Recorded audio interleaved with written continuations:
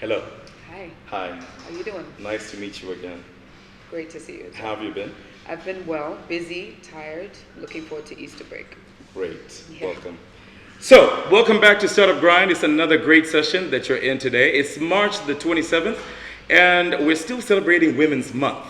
We talked about it on the 8th of March, and we had several guests on this show. At the same time, we've also been hosting people of different calibers. We've talked about tech, we've talked about innovation, we've talked about sustainable development. And today, we have Miranda Naiman, who happens to be the MD and the founder of Empower Limited. She's going to tell us more about HR, also about recruitment, at the same time, training. Karibu. Asante. Who is Miranda? Wow, we're going deep, right? We're from going the get-go. deep. Let's go from the genesis. Right, okay. Who I am, I guess I'll start with who I am today. I'm a mother, I'm an entrepreneur, I am a loyal friend, I would say. According to you. But I'm somebody that's very relentless, very, very resilient in terms of not letting go of things. When I have a passion and I have something that I want to go for, I keep going until it happens. Okay. And I'm never quite satisfied. I'm quite hard on myself. Nothing is good enough, which I think has been a gift and a curse for my life and for my business. When you're hard on yourself, obviously you don't want to be self-deprecating. It's not a good thing to put yourself down. But when you are hard on yourself, it pushes you to next levels. So I've used that throughout my life. I like that. We've already gone to the second, third step without finishing the first step. Can you tell I do interviews? I can tell. I try. Now, take me back to your schooling years. Take me back to how you grew up. What made you that you are today? Being a firstborn. I don't know how many of you are firstborns in your family. Yeah, we're pretty cool.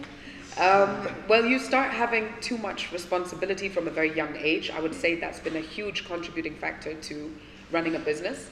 And if I go back to school days, I was very involved in drama, theatre arts, and acting, community work, community service. I enjoyed all of that.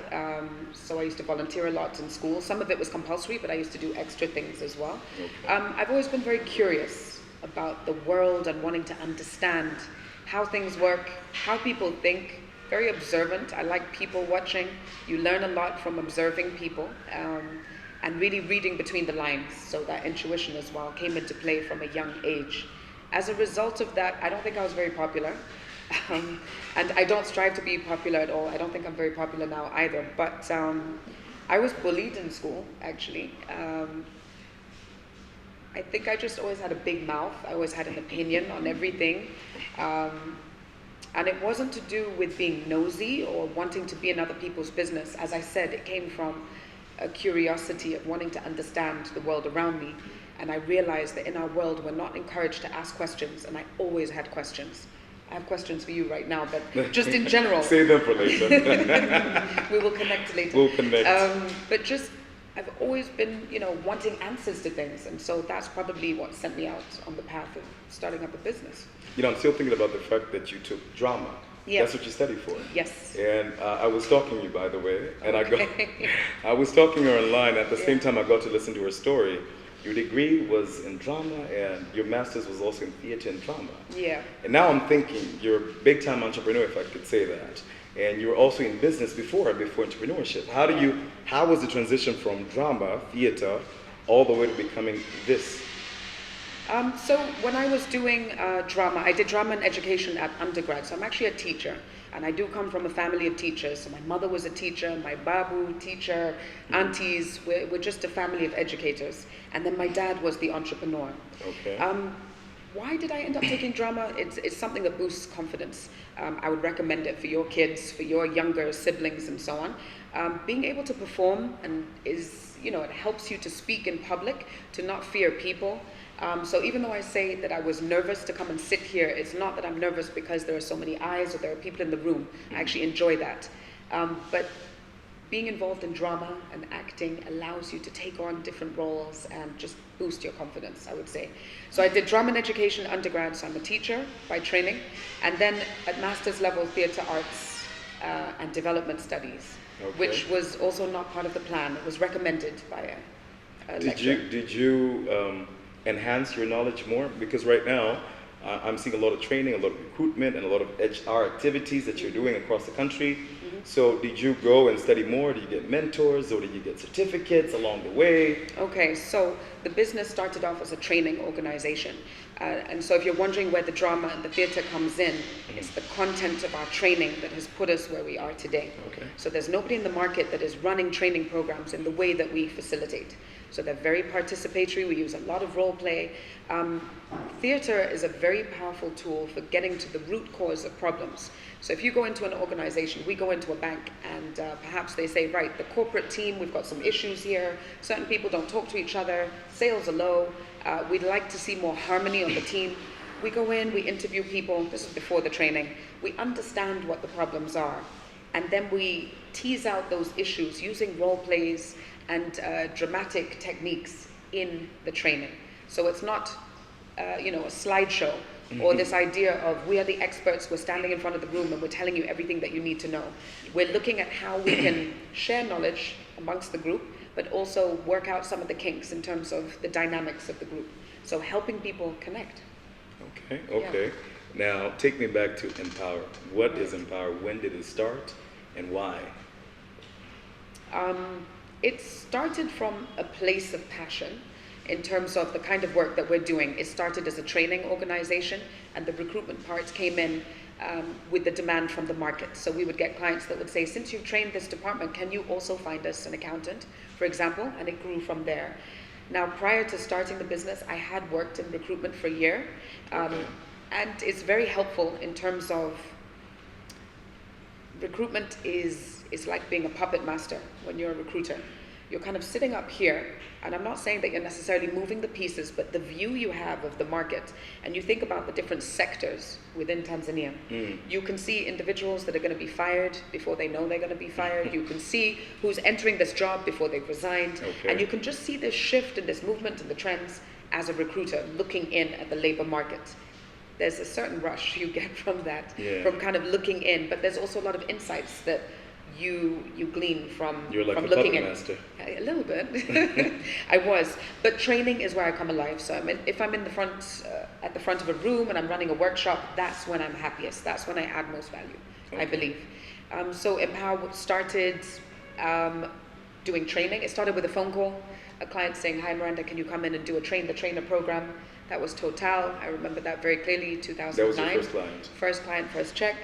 And I remember just thinking, from that 2-day session of training, I earned the equivalent of my month's salary in the 2 days. And the business was born because I wanted more time with my son, who was a few months old at the time. And I just, when I was working full-time, I found it very difficult to balance. Being a full-time mother, but also working. That's why you quit your job. That is why I quit my job. When you're training, you're working very long hours. Do I go into details? My son wouldn't take a bottle, and so I used to leave my son with my mother-in-law at the time, and she would call me. He's not eaten, he's starving, and I'd have to lie. I'm going for a client meeting, drive across the bridge, quickly feed, come back, drive into the office. It was just hectic. And I remember saying, I can't do this. I feel guilty. And so I resigned, and that's why. After a year? No. I was there for 3 years. For 3 years. A year in recruitment and 2 years building up a training department, which eventually shut down after I left. The reason I call myself an accidental entrepreneur is that I didn't plan this. I didn't write a business plan. I didn't sit and say, this is what I want to do. I knew what skills I had, and I knew what made me feel alive, and that was facilitation and training. But in terms of running a business, that was not part of the plan. However, I believe I would have come to this point in one way or another. So even if I had worked for another 3 years, 5 years, this is my purpose. I'm living my purpose. For 9 years, right? For 9 years now. And when did you coin that word, empower? Why empower? Why? Because within us, we all have this innate power and potential that's untapped. All of us have something that we can do, or a talent that people can't see, or an ability that we're not really harnessing or taking advantage of. And empowering people is all about helping people to realize their own potential. So it's not about giving someone something, it's just making you see what you already have. So I like the word. Okay, okay. You started alone? I started alone, so I was alone for the first year.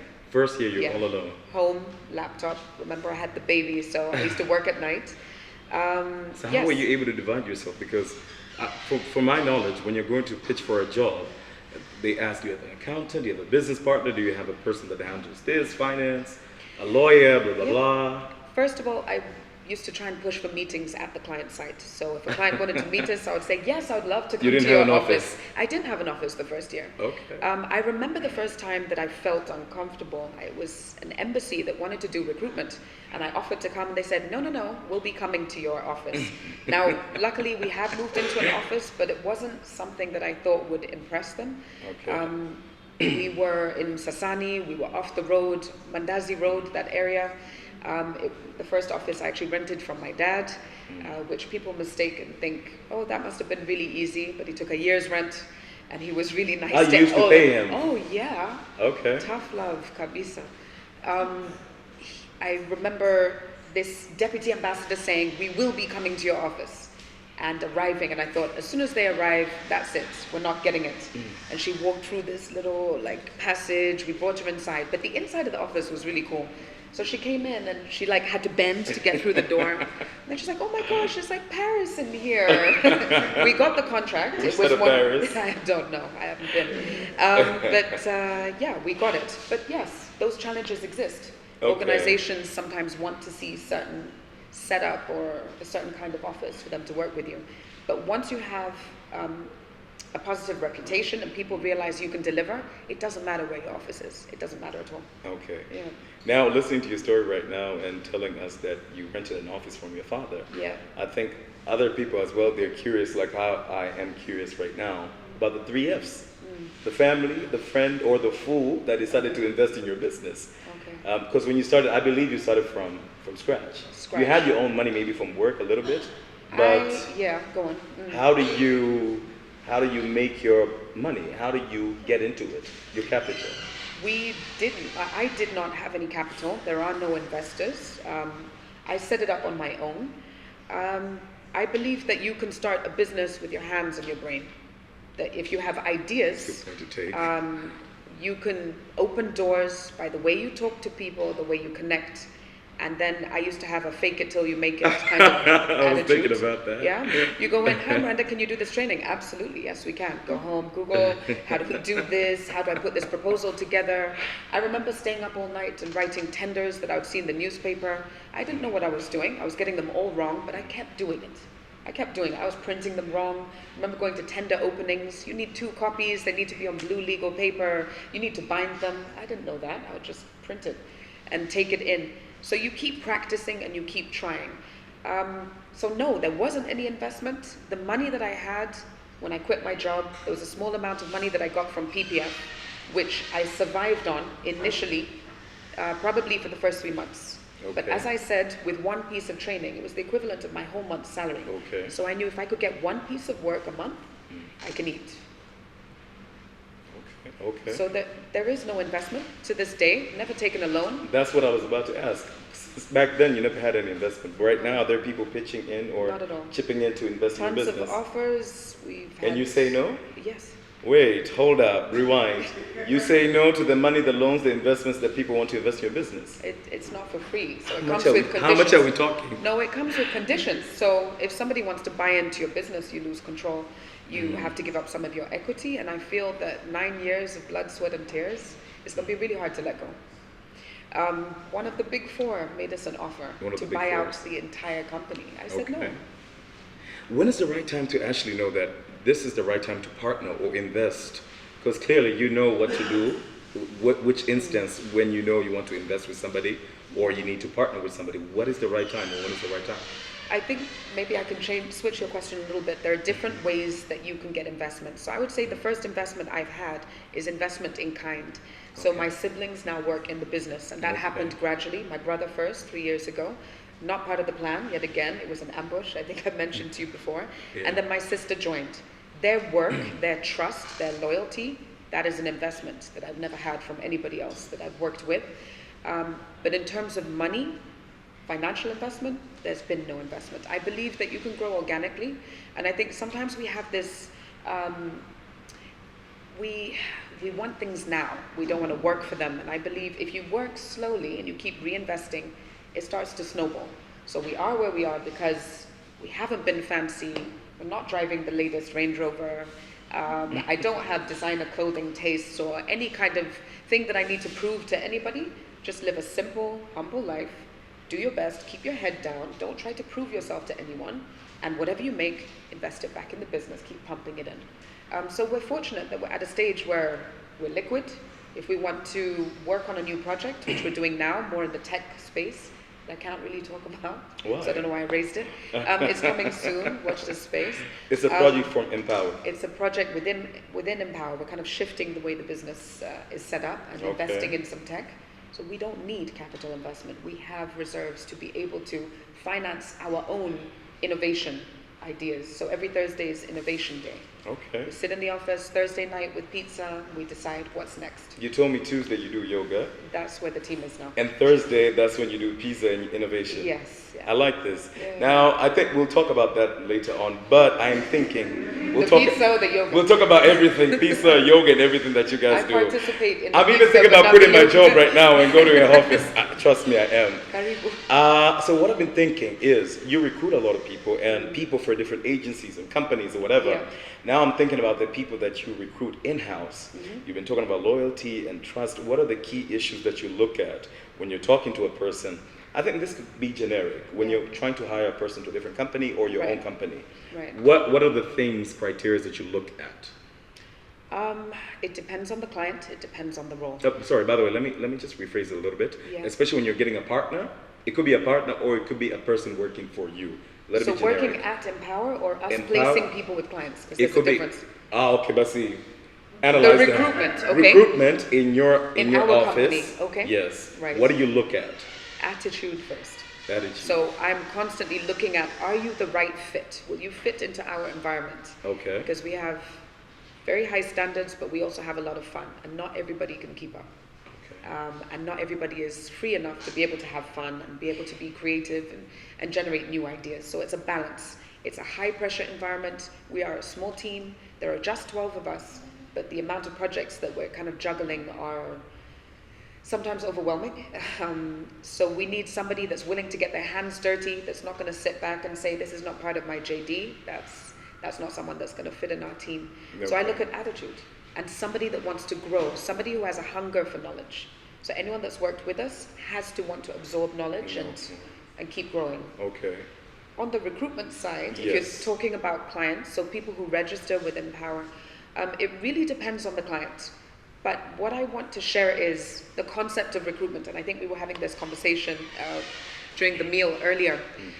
Recruitment agencies find people for jobs, not jobs for people.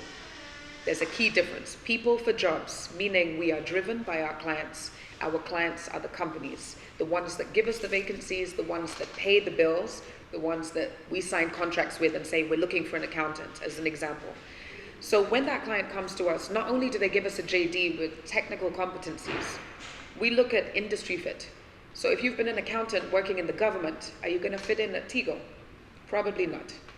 Maybe with this government you might actually, because it's moving, yeah? We look at industry fit, technical competencies. We look at some hidden requirements. Sometimes a client might say, we don't have a good balance here. This position needs to be filled by a woman. We're not going to write it on the website, but we know on the back end, this is for females only. I'm being honest. There may even be an age bracket from a client. There may be additional things that discount you. So a position might need someone who can ride a motorbike. You don't have a biker's license, or you can't ride a bike, you're going to automatically be disqualified. Okay. So I'm glad you've asked this, because sometimes people come up and say, you know what, Miranda, we've registered on Empower, keep getting rejection emails. How many people have registered on our website? Okay, have you had any rejection emails when you've applied for jobs? Yes, and you're thinking, why? It says CPA and I have a CPA, for example. Why am I not being called in? Now, on our database, we have about 20,000 people.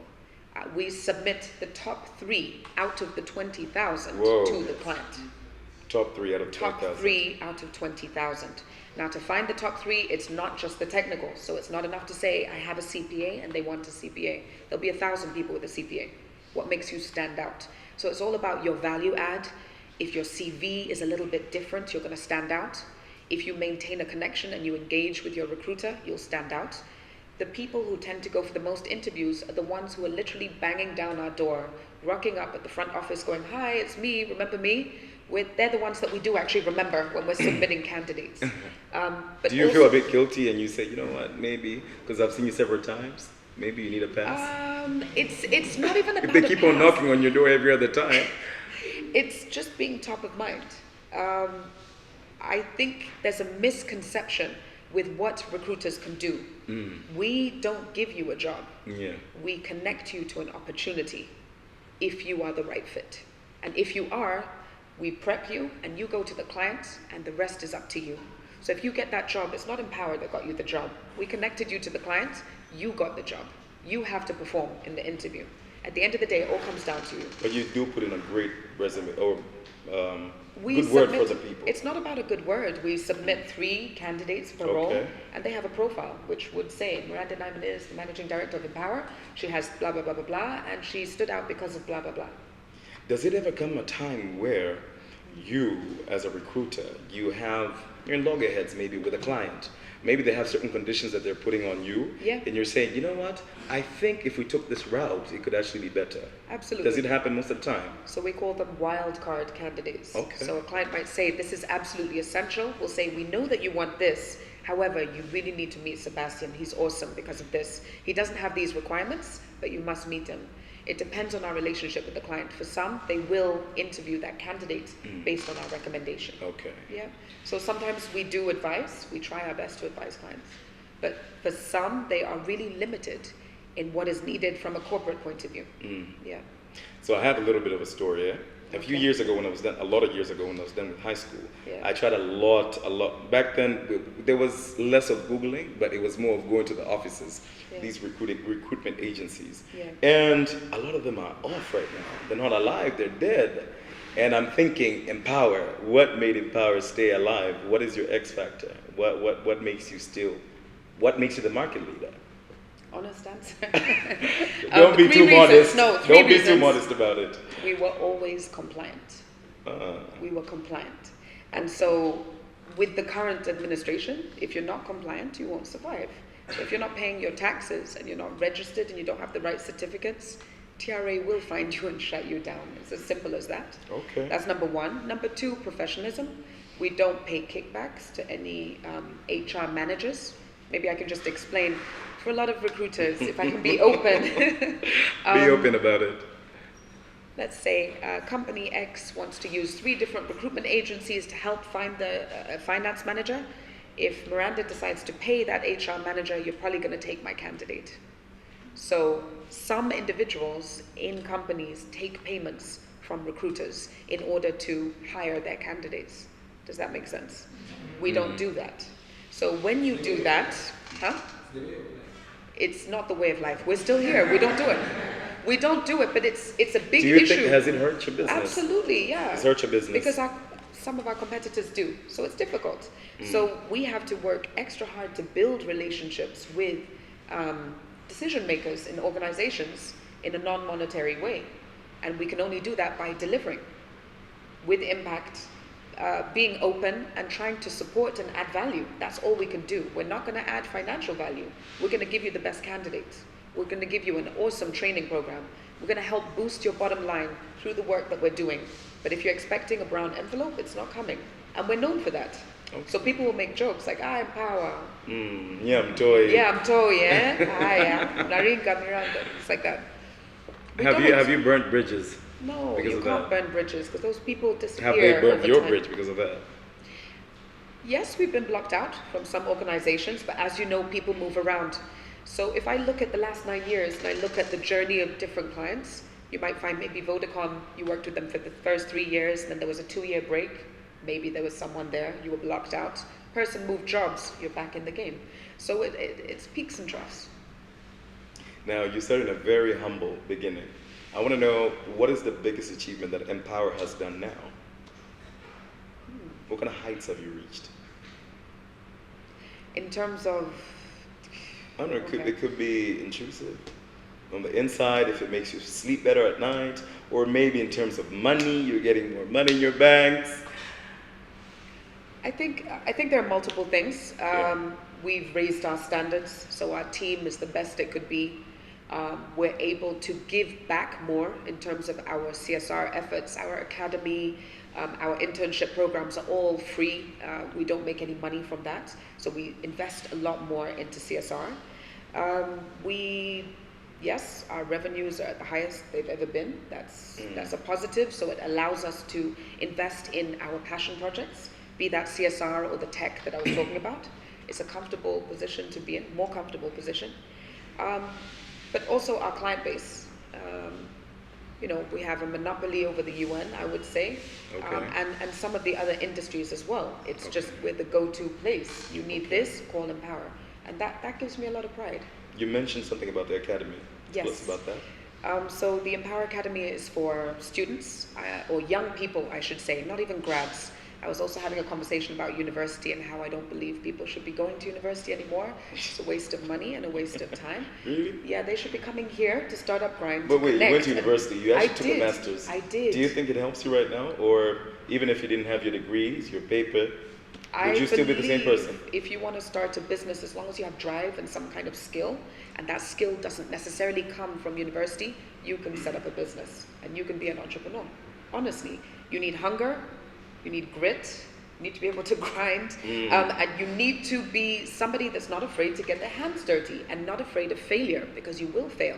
Again and again, you'll fall on your face, you'll have all sorts of challenges. As long as you have that attitude, you'll keep going. Would you advise your son not to go to university? Yes, I would say he would be wasting my money. I would rather give him that money, that fee money, and make him pitch something to me and say, I'll invest in you if you come with something solid. Can we remember this, guys?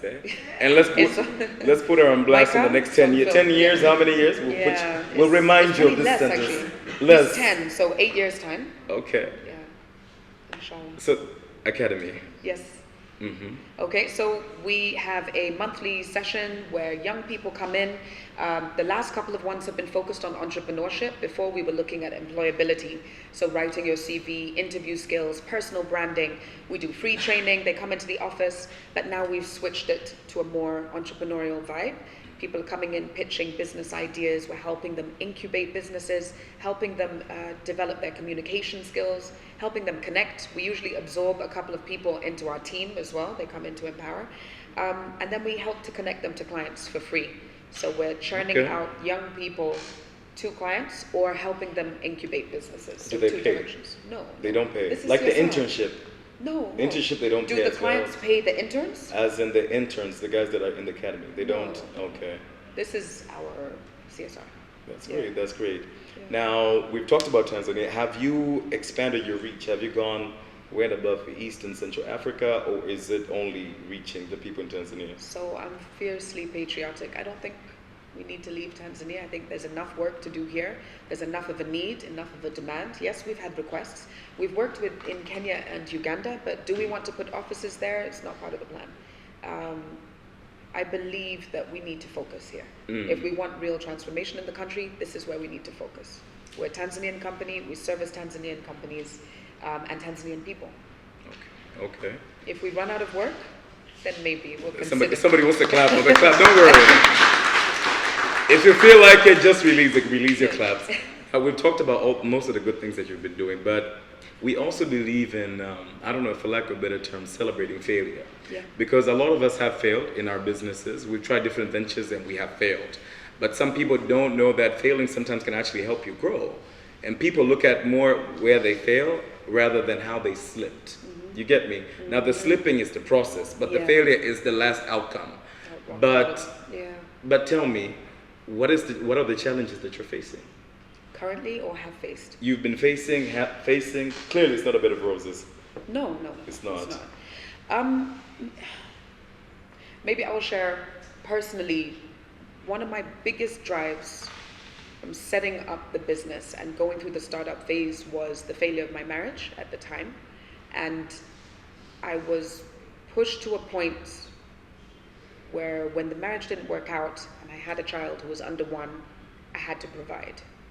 And when you have that failure is not an option kind of mindset, it's very powerful for pushing you into a place where you didn't know you could reach. So I think that was probably one of the biggest failures, let's say. I'm choking up. I know. I know. Yeah, so that's one of the biggest failures, I would say. I've had multiple things. I've had things stolen, data stolen, equipment lost. Is it more of a corporate stealing, or a person like me just comes in your house? No, I think it's just coincidence. I mean, I remember specifically a week where I had 2 robberies in 1 week. One, at the end of a training session, the client said, let's have lunch and then we can go home. I stupidly said, yeah, sure. Put my laptop in the car, went and had lunch, and when I got back, the car was smashed up. The laptop was gone. This was on a Friday. And I borrowed my friend's laptop to finish a proposal, and I had my hard disk with my backup data. And Saturday night, I had burglars break into my house at night. I think it's completely coincidental. And robbed me of everything, from the iron to the backup disk to my friend's laptop, just everything. And what it makes you realize is it's just stuff. As long as you still have the ideas and you still have the drive, nobody can steal that from you. So yes, I had to pay back my friend over time, and the friends were very helpful, even during the divorce period when I moved out, like, Django, like, you need to get a couch, we're all putting a bit of money in to help you. So I've had support in that sense. I've had people that have had my back. I've had a strong family base. So I'm very thankful for that. So no matter what the lows are, you can always overcome. Death as well. I can share that one of the lowest points in the business was when my mother was very ill. She passed away 4 years ago from cancer, and the business almost went under completely, because at that point it was dependent on me, and she was going through chemotherapy and I was spending more time with her, and the revenue wasn't coming in. I still say to this day, if she had lived another month, the business wouldn't exist. It was completely on its knees. So yeah, the takeaway there is it doesn't matter what life throws your way, because you will face financial issues, you will face death, you will face possible marital issues as well. I hope not, but you may, and relationship issues, and it's all part of life. As long as you're ready for the worst and do your best, you'll get somewhere. That's what I can share. Wow, that's quite an emotional story, right? Now, you even made me lose what I wanted to ask. Should I ask you a question? No, don't worry, don't ask. You'll ask me questions later. Now, trust me, she hates being interviewed, and I don't like being interviewed as well. I'm getting used to it now. You're getting used to it. I will never get used to being interviewed. Now, listen, I also deal with interviewing people as well, and there's a certain pattern that I usually look for too. Yeah. Or I usually see a certain pattern in the good and in the bad. Yeah. Let's start with the good. What is the good quality that you see among the thousands of people that you've interviewed? Because there's so many misconceptions that we see or hear about Tanzanians. Oh, we're lazy. Oh, we can't compete with the Kenyans or the Ugandans, blah, blah, blah. Is it a myth? Is it an urban legend? Or is it true? Can we do it? Can we put in the work? Give us the good and we'll go to the bad. Okay, I was going to start with the bad. We start with the good. You want to start with the bad? No, let's start with the good. Start with the good. We're very resilient. Okay. We can keep going. We don't give up. As a people, this is a huge generalization, though. I think to put everyone in one category is a bit difficult. Where we have failed is the education system here is part of it. Our education system is not designed to allow people to grow and prosper in our labor market. It is not sufficient. There are gaps, be that at university or at high school. So if you had a more privileged upbringing and your parents could afford to send you to a private school, you were already miles ahead of people who were in state schools. So that's one thing. So to be aware of your privilege, and by privilege I don't mean you have tons of money in the bank, just that you have a solid education. And that's where I started. I'm very thankful for that. I think resilient. Resilient. We're very resilient. We're very resilient. Any resilient people in the house? Everyone that's here. Are we all resilient? She's more positive. I want to take resilient and patient.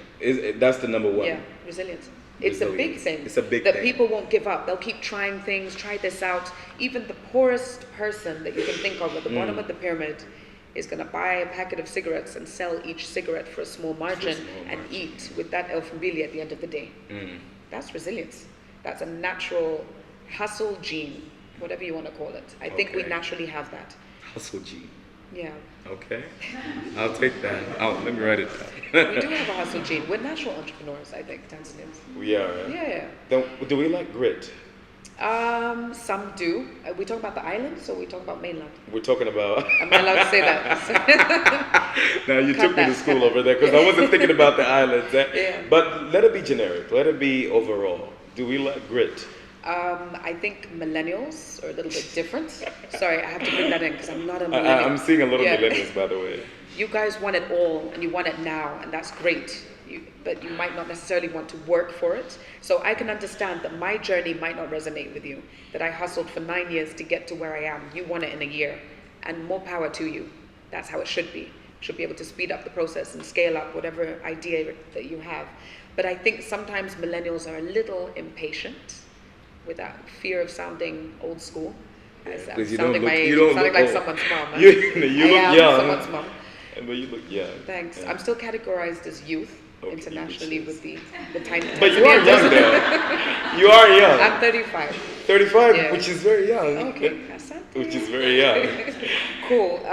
So We go to the bad. Huh? Is it only The one bad. quality that we have though? Resilience. No. I think there's more. There's I wanna more. ask the audience. Guys, help me out. Help us out. What is our good factor? When I say resilience, I mean tunajua kuvumilia. No Yes. matter what is happening, Yeah. economically, politically, Socially. financially, socially, we know how to survive. We're survivors. The hustle gene is in us. I think it is.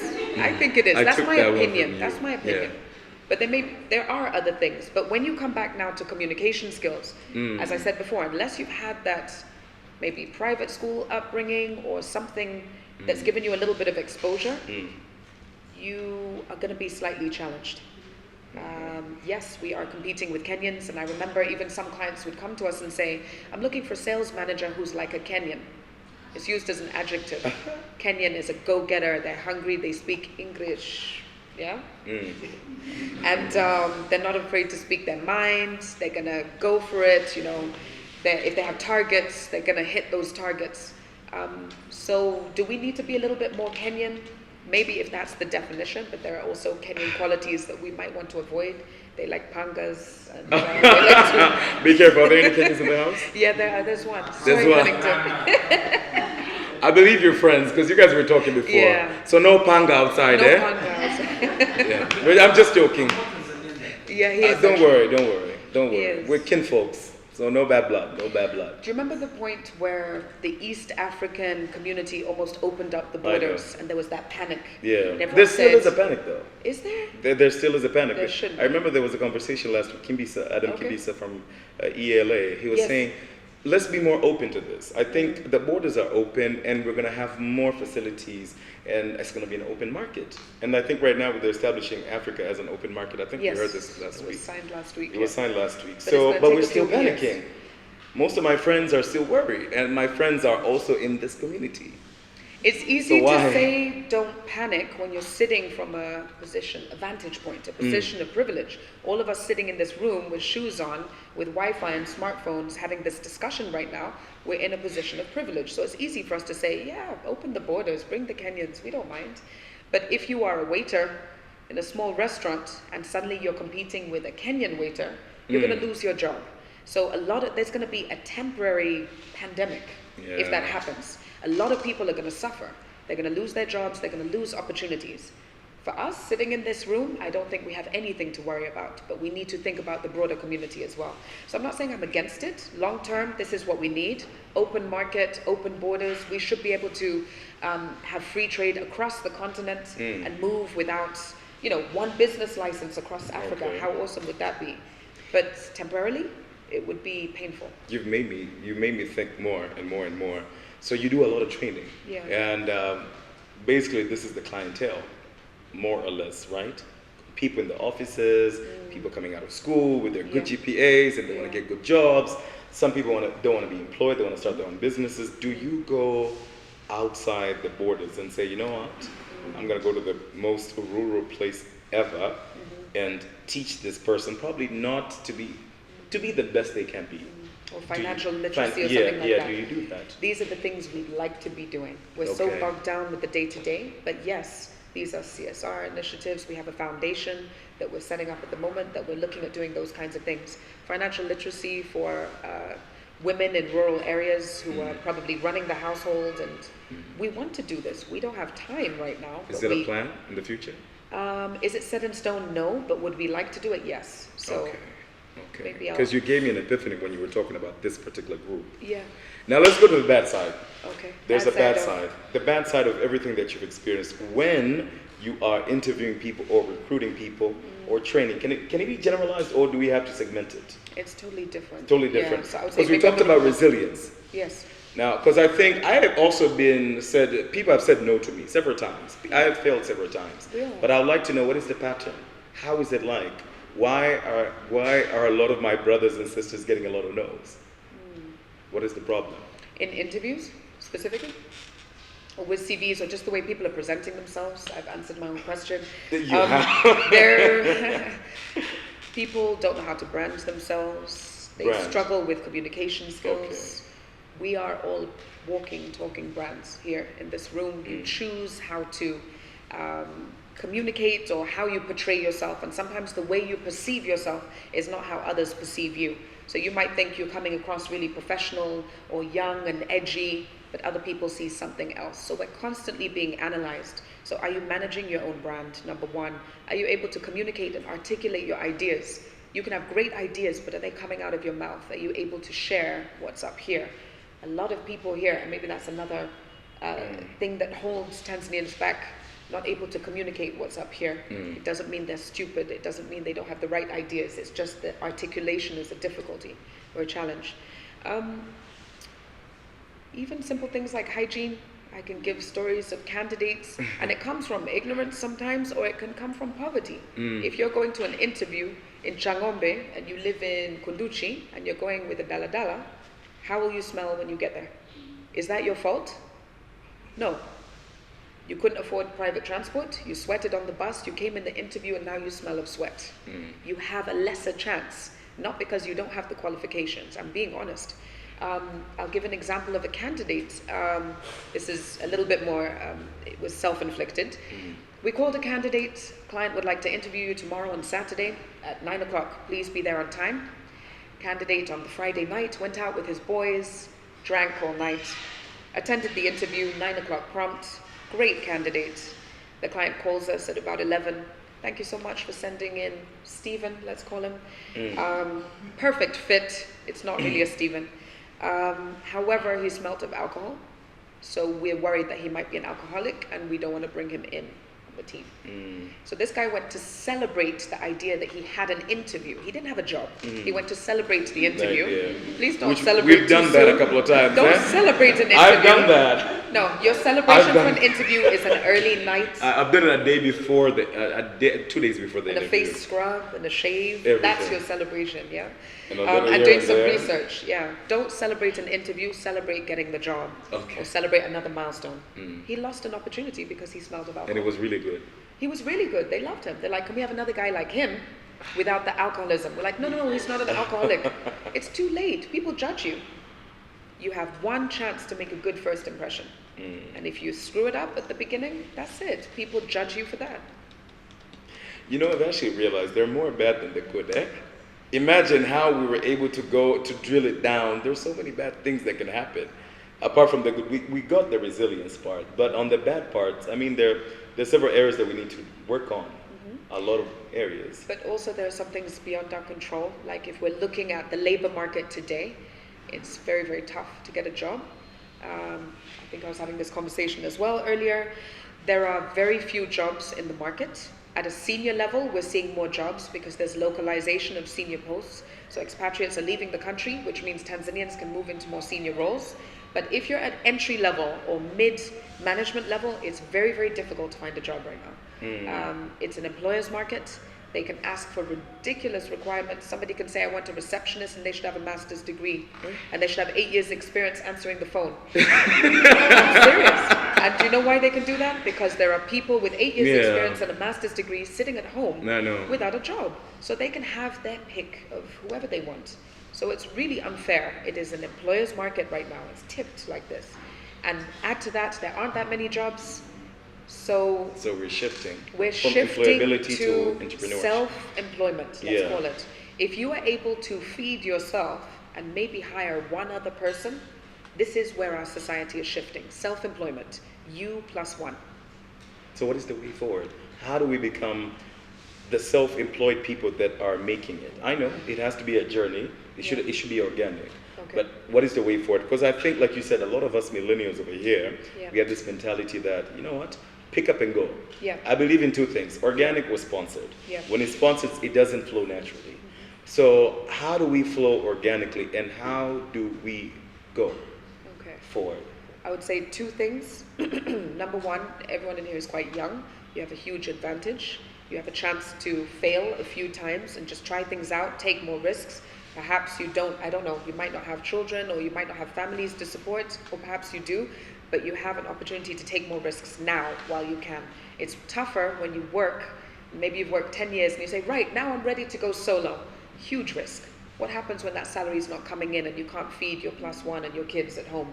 Suddenly you're in a very treacherous position. But for those of you that are younger and you're starting up, this is the time to try things out. Number two, I would say strategic partnerships. Do not get caught up with the idea of, I want to be the first one to do blah, blah, blah. It doesn't matter whether you're the first or whether you're the best. If you have people who have skills that you don't have, plug those gaps. So I've been able to plug those gaps with my siblings. I'm terrible when it comes to financials. My brother is the numbers guy. I hated the numbers. You know, he handles all of that. And my sister is a marketeer, but also a project manager. And I'm more of a creative, like, I think we should do this and go out and build relationships and bring in the business. I'm a business developer. Plug the gaps with friends or other people that you've met in places like this, or family members. If you can bunch together into groups of 3, 4, you'll have a much better success rate. That's my advice. Okay, I got that one. It's still March. 8th of March, we're celebrating International Women's Day, and I think we're still celebrating Women's Month. Big round of applause to that. And there are a lot of ladies in the house as well. There are gentlemen and there are ladies as well. Yeah. It could be a little bit of a sexist question, but I think you get this sometimes. Yeah. Is it an advantage or a disadvantage being in your position? MD, founder, big company, you're recruiting people. Do people treat you less or do they treat you more? Because you're well-spoken, you're well-read, eloquent, you have so many advantages. But do they still treat you less? I think you're sometimes pigeonholed. So I'll give you a simple example. If I was a man, a lot of other MDs will go play golf or go out for drinks together. I always have to think twice before I involve myself in that kind of thing, because judgments are made. So unfair judgments are made.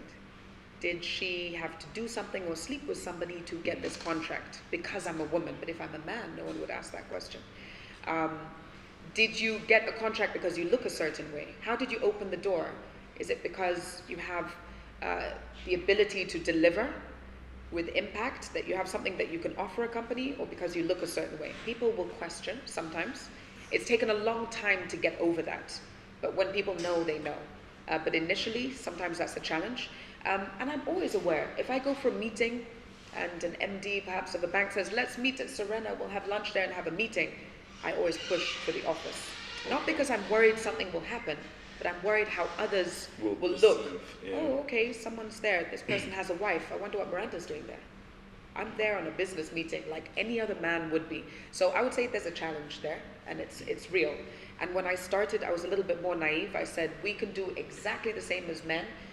There is no real challenge for being a woman in business, but there is, and it's perception. It's other people's perception. Can we change others' perception? Probably not. But we're judged more harshly, and we're judged by other women as well. Like, I make a very big point of supporting other women, not to feel threatened by anyone in any way. Whatever I can give to another woman, or to anyone for that matter, I will give. I don't feel threatened by any other woman. I support other people's achievements. but that's not the case with everyone. Mm. So how can they try and tear you down? Perhaps, I don't know. We're really hard on each other, girls. That's a point to take as well. That's a generalization, but we're hard on each other. So guys, I told you that I was stalking her online. This is what I usually do. If you want to have a good interview sometimes, stalk them, Google them, do whatever you're going to do as long as you know them. Because I wanted to break that ice way earlier before I sat down with you today. Yeah. So one of the things that I got to see online, you're a board member of two different things. Is it Entrepreneurship Organization, EO? Yes. And there is something else that Read International. Read International and ISEC. And ISEC, yes. It's a big thing. It's a big thing. ISEC. And I guess it's one of your big achievements. Yeah. I see people. Wait, before you answer me Yeah. that, I see a lot of people winning awards and being given prizes and things. I hear names and they talk a big game. Yeah. They talk a really big game. I don't see much of you online, but in my stockish way, I got to find that. How do you get that? And why aren't you in all these other places? Because clearly there's so much that you're doing. I don't have any desire for fame or being known for the wrong things. So anybody that knows me will probably know me professionally or for a piece of work that I've done, or maybe you know because of Empower or you've attended an interview. But in terms of being famous for the sake of it, I really, really don't want that. I was also saying earlier, I think to Lydia when she first reached out to me and said, will you come for an interview? I think this is the first time that I've had an interview like this. Really? I declined interviews. Hopefully you liked it. So far so good. That hopefully. Yeah, so I'm quite a private person. Okay. So I'm public professionally, but private life is private. Okay. I talk for a living, so when it gets to the weekend, I just want to be quiet. I want to read. I want to listen to music. I don't want to run into anyone. I have a small anxiety attack when I'm outside the supermarket because when I go in, I'll see 10 different people and I have to put on my game face and it's a client and a candidate and what about this and da-da-da. And I have this, they call it the database, the team. I can run and get a name and I'm like, da-da-da-da. Okay, how have you been since I last saw you at Ramada Resort when we did the leadership training with blah, blah, blah, blah. And they're like, wow, okay. Or, oh, you had twins. Last time I saw you, you were pregnant. How are the boys? I'll remember weird little details. Okay. But that's my game face. That's your game face. Yeah, so I don't want to be famous. I don't want to talk about what I'm doing. You either see it or you don't. I want to know more about this board thing that you're in, entrepreneurship organization. Yeah. Is it something that every other enterprise or entrepreneur can get in, or you have to reach a certain level of achievement? So EO is quite picky. The Entrepreneurs Organization is a global organization for business owners, entrepreneurs, and their chapters across the world. So you have to have a certain turnover, certain revenue that you're bringing in, and a certain headcount as well. So the chapter in Tanzania has 30 members, and I sit on the board for learning. Actually, I'm now the African expert for learning for the Entrepreneurs Organization. So working with other learning experts in different countries. But it's changed my life in the sense that I've always had a support network, but it's probably similar to Startup Grind. You're amongst like-minded people. People have similar challenges to you.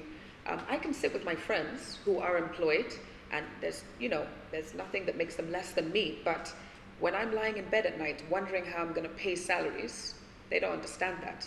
They're talking about what's happening on the public holiday, and I'm calling in sick on Monday, and I'm going, oh my gosh, my team keep calling in sick, and oh, there's another public holiday. That means we've lost 2 work days. I'm looking at hours and days and what we can deliver. It's the opposite mindset. So, the Entrepreneurs Organization, I'm around people that understand what I'm going through. And we have forums where we get together, we go deep on family, ourselves, and our business. As an entrepreneur, as I'm sure some of you are, you lose yourself in your business. You forget who you are. It's your family and your business. But what about you? Are you growing? Are you learning? Are you pushing yourself? Are you aware of how you feel? Because as a founder, you impact your business in a big way. The business drives on your energy. When you're low, the business sinks. When you're high, you can push it to even higher heights. So are you taking care of yourself? That's what that is. Okay. Now, I have 2 last questions before I let you guys ask, because I think I see a lot of angry and hungry eyes over here. A lot of angry because they want to ask questions. Oh, okay. And they're like, "Some of you taking too long." Okay. I know, I'm sorry, forgive me. So, you talked about Pizza Tuesdays. No, Yes. Yoga Tuesdays. Yeah. And pizza on Thursdays. Thursday. And It's Innovation Day. There's Innovation just pizza Day. on the side, I but you're want- caught on the pizza. Guys, listen, one of the things that we need to understand, I'm a big promoter of having fun and working. I don't just like to work. Anyway, my work involves having fun. So, and this for me is fun. But I like the mentality that you have, this particular philosophy. And I actually saw that very accommodating factor in your office. Everybody was very at ease. And I've been to offices, and I think I know some of you guys. You're very tense and very intense. Even when you talk, you're always having your game face on. And no, yours. Don't worry. I wasn't. It wasn't about you. But if the shoe fits, you know. Don't worry. I know you. I actually know you. So don't worry. How do we get that culture in ours? How do we get it engraved in our system? For me, Not just yoga and everything for else, us, but yeah. Well, you treat people the way you expect to be treated. So I treat the team the way I wanted to be treated when I was employed, but wasn't treated. You need to trust people to try things and make mistakes and learn and grow. You need to depend on people to be able to go do the big meetings, have the credit, have their moment of glory, celebrate their moments in life, their birthdays, think about their wellness, their fitness. We work out together. I say we. I haven't started yet, but the team works out upstairs. I keep saying we. I'm signed up, but I'm just lazy. Okay. So, wellness. We eat together. We've got a caterer. I didn't know about Mama Peridot You didn't before. know. Mama Peridot. We just signed like 2 months ago. She should come and knocked on our door. How long is the contract? 6 months or a year? And so I'm a bit People are nosy. enjoying the food. They're enjoying it. They enjoy the food. Just come in and do a presentation to her. Yeah, okay. Feed people. Make sure their mind and their bodies are healthy good. and are good. And treat people with respect. And make sure the environment feels like home, because you spend more time at work than you do with your family or at home. So if people are comfortable, we don't have Saturday as a working day, but if I drop by the office on a Saturday, the whole team is there. Not because I asked them to. They just rock up. They'll come in, it'll be more casual, they'll have music on, they'll be working, catching up on assignments. It's self-led. That's the environment I want. Let people lead. Okay. Yeah. So, last question. I have never done this before. Okay. I've never done this in such a scenario. Okay. So it's going to be the first. Are you ready? Oh gosh, yeah. Are you good to go? I'm good to go. Ready and steady? Not a rap battle. It's not a rap battle. Okay. So today happens to be, I don't know, I never said this in the beginning. Today happens to be World Theatre Day. No. World Theatre Day. And this What does that young mean? lady... I've never heard. Did you make that up? No. I've never heard of Guys, that. Google it. Can Google it. Who's online? Can someone just 27th check? of March is World Theatre Day. She has a degree in theatre. She has a master in drama. Now listen. Even stalked her like how I stalked her online. So good. And I'm also happy to see other entrepreneurs as well. Yeah. We've had Mike. I don't know if you know Mike as well. He's one of the founders of Yemi Forums. Yes. Apparently he's a shy man, but he writes. Right. Yes, he's a well-spoken man. Has he been interviewed? Is he next? He's been on that chair before. You know my Yeah. sweat. And we, yeah, where? Isa. Yes. Yes? Oh, well, we're actually supposed to keep a secret. Mystery is always good, No, right? Keep the crowd while you got them. Well, We'll so be back. guys, listen, we're ready to listen to his story a little bit. So come through. And we also, Brady's, thank you for coming as well. She's also a young entrepreneur who's also helping out other entrepreneurs as well. Young startups, whatever it is, if you want to learn something, she also does a lot of that. Inside the country and outside the country, I believe. And more people as well. So if we did not catch up or touch base, let's do that after this. But, drum roll. Wow. Now we usually give out a present every end of the event. Should I say this? This is actually a very special thing, yeah? So we usually give out a t-shirt. Okay. And we have upscaled. In every business you start and you heard grow this. in, we have I'm gonna put scaled. this in the boardroom. Please. This is from us, Startup Grind. My team is very shady, by the way. They're laughing over there. Why? My shady bunch, I don't know. Because we said, you know what, let's upscale. Yeah. And this is for you. Thank you so much. From Startup Grind. Miranda. Thank you. Thank you. Wow. So, thank you for coming and thank you for sharing your knowledge with us today. And guys, please check the company out and check her messages as well. You also write articles on The Citizen, I believe. Yeah. So read her articles as well. You can gain something as well. And again, we're not here to take contacts. We're here to make friends. You can take a contact and you might not even check on them. But make sure you're a friend. And you never know, you might be catching up on social media, online phones, Twitter, whatever. So let's catch up. We're done for the session, but let's mingle, let's talk. Thank you so much, everybody. Really appreciate you coming.